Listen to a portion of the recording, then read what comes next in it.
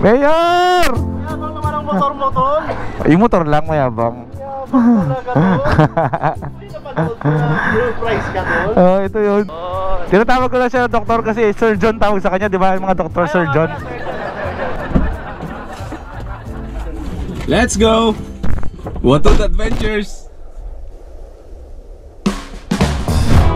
Welcome back sa panibago na namang episode. Ngayong araw ay isang simpleng araw ni Boy First Time. Samahan niyo muna ako pumunta ng Valenzuela. May bibisitahin lang tayo. Yung mga kaibigan ko. Hindi lang basta kaibigan, kundi matatagal ko ng mga kaibigan. Bro, meron kayo 95?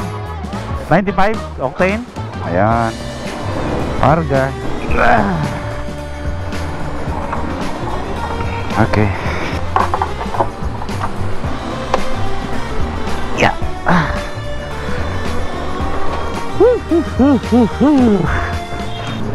Tawid po.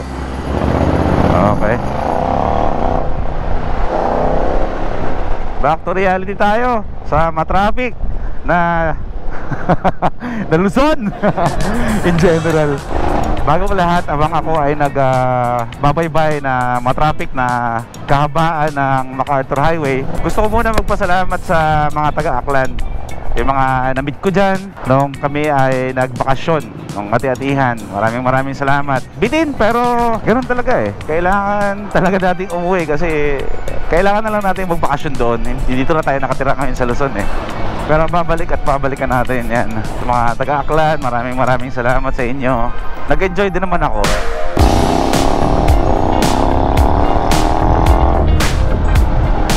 Si Daddy's Bike, may bracket na to. Pero hindi pa kompleto. Kasi nga may mga inaantay pa tayo ng mga box na manggagaling sa bansang China. Siguro mga the next day, next day ay nag-aagaw yung atensyon ko sa motor tsaka sa pagbablog. Nahati. Pagkatapos ng lakad ngayong araw na to ay ibabalik ko to kay DC Monorack. Pero bago natin ibabalik kay Bro DC Monorack ito ay bukas, birthday ko nga pala bukas. Baka gusto nyo akong batiin dyan sa comment section, ha? Birthday ko bukas. My God, 18 years old na ako. My God. Birthday ko bukas, pero dadalhin ko to kay Doc Gaddy, si Daddy Spike, para ayusin na yung mga electrical nito. Kasi may mga ilaw na to. Ayun o, pagkabilaan, nakikita nyo dito may bracket rin dito. Pero mamaya na natin ipakita sa inyo at nagdadrive ako. Tapos may cellphone holder na rin ako dito na kinabit. Lahat ng mga wirings niyan is mga nakaabang na lang yan. May mga wire yan pero mga nakasampay lang dyan, nakalaylay lang, hindi pa yan nakakabit. So yun muna ang uunahin ko bukas sa araw ng aking kapanganakan. At sa mga susunod na araw, dadalhin na natin kay Bro DC Monorack ulit ito para ikabit na rin yung mga top box na bracket sa likuran. Kasi may side box tayo na ilalagay dito para isang gawaan na lang. Yung gamit nating auxiliary lights dito kay Daddy Spike is yung Helix pa rin. Siyempre, yung si Spike, yung ADV 150 natin, naka-Helix yun. Siyempre, gusto ko rin yung XADV natin, naka-Helix din. Kasi ang Helix kasi, subok ko na talaga yung ilaw na yan. Ayoko na mag-testing ng ibang ilaw kasi yung Helix na gamit ko dati, naiikot ka na sa Philippine Loop yun eh. So medyo panatag na ang loob natin para sa pagdating sa ilaw. So mag-Helix pa rin tayo. Helix pa rin ang gagamitin natin para sa ating Daddy Spike. Tapos may in-order din ako na radiator guard para dito kay Daddy Spike para maproteksyonan yung radiator natin. Baka talsikan ng mga maliliit na bato. So ang masaklap dyan yung mas malaking bato ang tumama, masira yung radiator natin habang nasa roof tayo. Saan tayo kukuha ng radiator nito? Diba? Kapag ano. So lahat ng klase ng protection at pag-advance ng pag-iisip iniisip ko na agad yan bago pa mangyari. So kaya ganun talaga, kailangan talaga natin maging sigurado sa mga malalayong biyahe na gagawin pa natin. Alam ko naman na same tayo ng thinking pagdating sa pagbumotor at yung mga kailangan natin sa pagbumotor. So syempre, hindi lang yung sarili natin ang poproteksyonan natin. Meron na akong official na gagamitin na riding gears, nitro. Yung aking sapatos na boots, hindi pa rin kami nakakabili. Isa ba yun? Kasi napakamahal ng boots. Grabe, maghanap ako ng sakto lang. Yung hindi sobrang mahal. Ang mahal kasi talaga, nakakaaray eh. Excited na ako makita ninyo ang kabuuang setup ni Daddy Spike kapag naikabit na natin ang lahat-lahat na meron dito. Pag-uusapan ulit natin yan. Papakita ko sa inyo lahat kung ano yung mga nakakabit at kung ano yung mga accessories na kakailanganin natin sa Philippine Loop natin, second Philippine Loop natin. Touchdown Malanday. Uy, ADB 160. Yan yung bagong ADB. Mas naging edgy ngayon yung ano, no? Honda ADB 160. Malakas. Lakas, bro. Malakas. Nakapag-drive ko rin ng 150 dati. Meron 150 rin ako eh. Malakas kasi diba naging 4-stroke. Oo. 4-stroke pala. 4-stroke o 4 valves? 4 valves, 4-stroke yun. Sorry, bobo ko sa motor eh. Ganda. Parang mother outside eh. Ito yung ano, tatay. Ay hindi, yung lolo. May 350 pa. Oy, na-appreciate ko lang ha. Wala naman akong sinasabing gusto ko ng Honda ADB 160. Pero pag pagkakaloob, why not naman. Pero ayan na naman ako.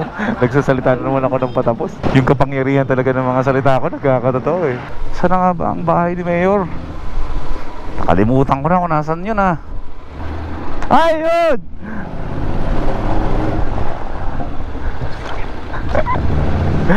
Mayor! Mayabang naman ang motor mo, tol. Yung motor lang mayabang. Mayabang talaga, tol. Hindi na panood ko na zero price ka, tol. Ito yun. Ganda, tol. Grabe, isang taon tayo din nagkita, ano ba? Oo, tol. Nakita mo ba yung sinend ko sa iyo yung memory?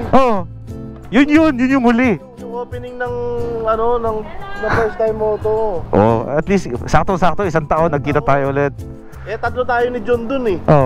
Kailangan puntahan natin si John. Kailangan natin puntahan si John. Isang karangalan, ang isakay, ang isang mayor. Kaya ako nakakita ng ganitong motor eh. Alam mo, natatakot ka. Natakot ka ako. Kaya mabagalan lang natin. Pag-aral mo lang tol ha. Susugurin na namin yung isa naming kaibigan, si John. Isa na naman karangalan, ang maisakay naman ng isang doktor. Sir John, sakit ka ba? Ano bang gusto mong kunin mo kayo? Karangalan na sumakay sa sa motor ni Boy First Time. baka maniwala sila na na doktor ka nga. Doktor pero hindi hindi nanggagamot ng may sakit. Doktor ng education. Oo. Tinatawag ko lang siya doktor kasi Sir John tawag sa kanya, di ba? Yung mga doktor, Sir John. Sir John. May gusto mo i-endorse ang aking kaibigan na si John. Uy, ano ba yan? Hindi ko Grabe ka naman, dito ka pa nag-promote sa vlog ni BP. Hindi. Oo nga. Hindi kasi ako hindi lang kaibigan, hindi lang kumpare, fan talaga ako. Nanonood talaga ako kahit sabi ko na sa kanya, hindi ako madalas mag-comment dahil sa TV ko talaga siya pinapanood. Oo. Gano'ng kalaking TV? 40 inches, yung sa sala. Paano ako magko-comment doon? Hindi, tapos, syempre dahil nga yung editing ni Boy First Time is talaga, storytelling, solid na storytelling talaga. Na part na talaga ng storytelling niya is yung voice over. Eto, mas magpapabilis ng edit mo yan. Ano ba yan? Microphone. USB type. Diretso na sa software niya. Hindi nyo lang alam, no? Meron na siyang binigay dating mic sa akin, tapos ngayon may mic na naman siya. Oo. Pero ang laking tulong nito ha. Ano ba to? Boy Arts Time. Boy Arts Time. Desktop USB microphone. Nabasa ko pa tol ha. Yung niya, yung pangalan niya, BY-CM5. Oo. Yung BY, boy yun eh. Yung CM, Maclean. Ayun nga, Binaliktad lang, Binaliktad lang. Para sa'yo talaga yan tol. Kaysa matambak na sa bahay niya, hindi ko naman siya masyadong magamit. Mas kailangan ni Boy First Time yan. Wala ka bang nakatambak sa bahay niyo na kailangan ko rin? Laptop.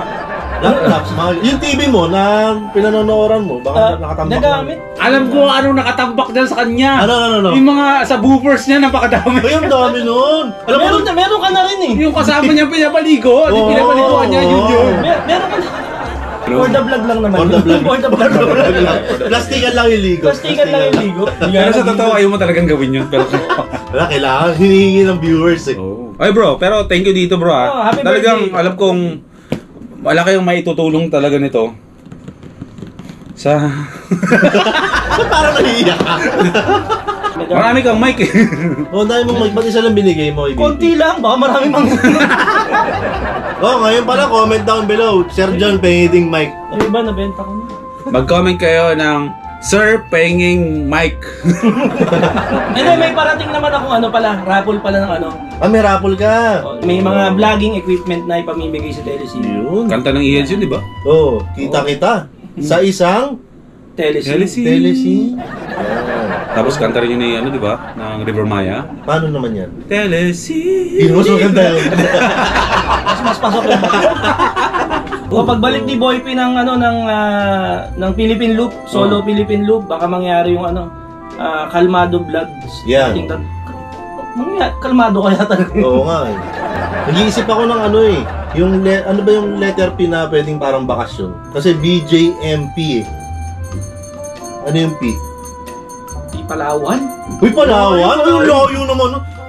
Boy, first time, John Engero, Mayor TV Palawan, BJMP. Ang layo nun. Layo nun. Paranaque. O, di Pangasinan. Pangasinan, pwede yan. Ay, mga Pangasinan. Malapit sa katotohanan yan. O, tingnan Lapit natin. lang yun. Pwede tayo pumunta doon. Tingnan natin. Maraming Basta- pwedeng pasyalan sa Pangasinan. Basta BJMP, yung P, province yan. Oo. Kumbaga pang general. So kahit saan, probinsya. Kahit saan province. Ayun, sakay tayo kay Watod ba yan? Watod? Pwede naman kung gusto nyo. Oo, mas masaya yun. Oo, pwede yan. Pwede. Yan. Magdadala na ako ng maraming belt. Magdala ka ng maraming bearing. Maraming bearing ha. Sige. Ayan. Sagot ko na yung pag-alala. Puro pag-alala ako nung umuwi ako dito eh. Patutunayan natin ngayon, nagamit na ni BP itong mic na to. Pakinggan nyo yung voice over ngayon. Test mo lang. Test mic. Ganda. Ano? Ba? Oh. Linis. Test mic, hello. Linis talaga. Oh, kita mo, gamit. Maganda. Diba? Oh, diba? Maganda.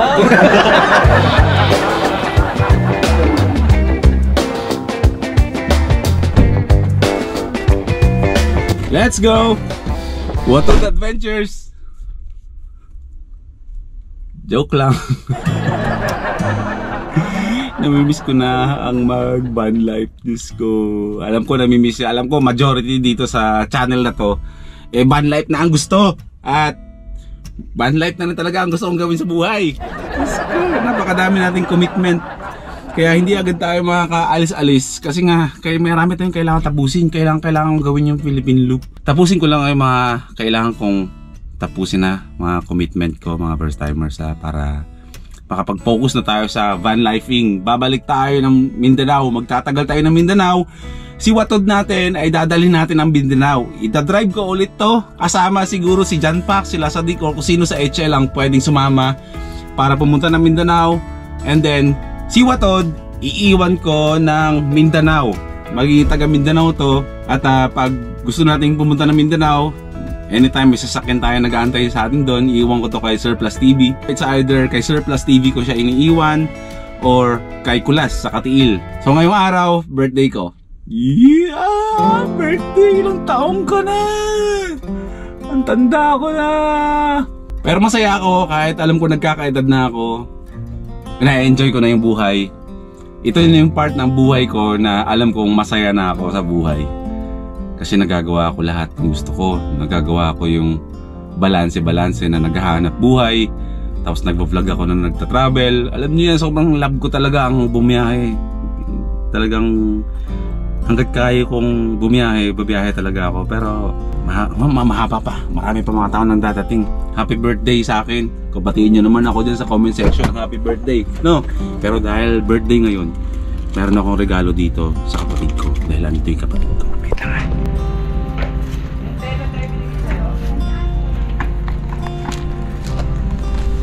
Happy birthday. Ba't ako? Syempre, kung sino may birthday ngayon, yun yung mabibigay. Yan ang uso ngayon. Hindi na birthday ang binibigyan. Hindi. Joke lang, dami mong regalo sa akin eh. Yung mga binigay ko sa akin eh. Ayan ang kapatid ko, si Madam Prisha na ongoing na bumabawi kasi nagkaroon ng na-hospital yan. Pero salamat sa Diyos at okay na siya. Nagagamot na yan. Nagpe-prepare kami dito para sa mangyayari mamayang gabi. Kasi magkakaroon ng simpleng salo-salo dito. Hindi naman siya bonggacious na bonggacious. Hindi naman siya bonggang birthday. Ano lang yan, simpleng kainan lang. Ang magandang mangyayari dito mamaya is magtitipon-tipon na lahat ng mga kaibigan ko. Tapos yung kwentuhan ng bawat isa. Inayos ko yung mga motor kasi napakadaming motor ngayon dito sa bahay. Si Wato, dilibad ko yung sasakyan na L3 nandun sa labas. Si Daddy Spike tsaka motor ng kapatid ko nilagay ko doon. Tapos yung ibang motor inuwi ko sa bahay. Andito yung Avenis na regalo sa atin ng Suzuki. Ayan, andito yung motor ni John Pax. At andito yung motor ni Master JM. Tapos andun yung motor natin na pinaparapol natin yung T-Max. Ayan. So ibig sabihin, kaya nandito yung mga motor na yan ni John Pax at ni Master JM kasi natutulog pa sila. Ay, si Master JM gising na! Morning! Nagising ka ba sa akin? Nagising ka ba sa akin ang ingay ko? Hindi naman. Sapat lang yung tulog. Sapat tulog mo? Isang mojito lang tayo. Sarap tulog, no? Ah, John Pax! Gising na! Tanghali na, inaarawan na yung puwet mo. Lasa Dick in the house! Happy birthday! Siyempre, hindi pwedeng mawala ang talaba kapag merong get together dito sa bahay. Puro talaba tayo mamaya. Talaba ba? Talaba ba? Lasa Dick joke.